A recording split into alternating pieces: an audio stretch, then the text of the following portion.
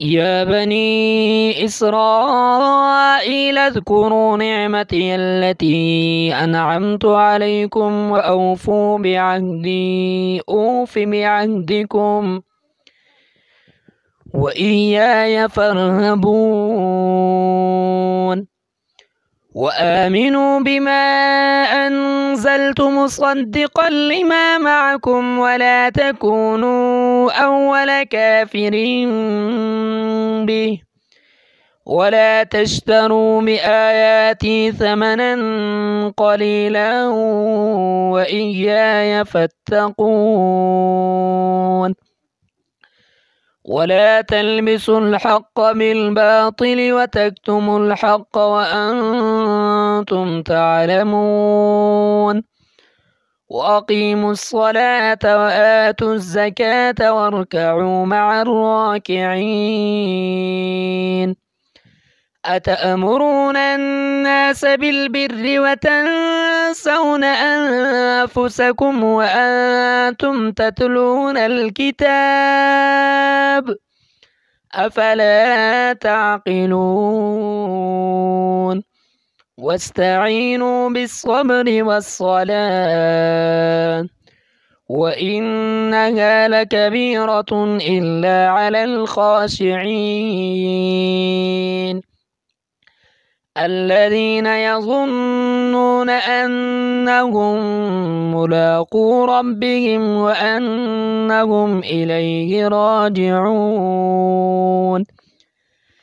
يا بني إسرائيل اذكروا نعمتي التي أنعمت عليكم وأني فضلتكم على العالمين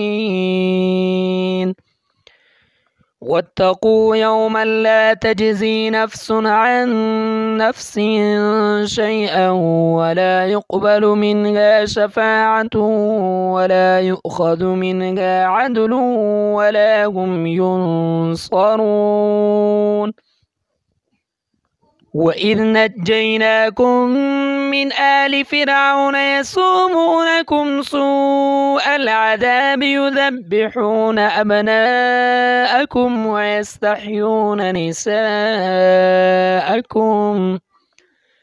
وفي ذلكم بلاء من ربكم عظيم وإذ فرقنا بكم البحر فأنجيناكم وأغرقنا آل فرعون وأنتم تنظرون وإذ واعدنا موسى 40 ليلة ثم اتخذتم العجل من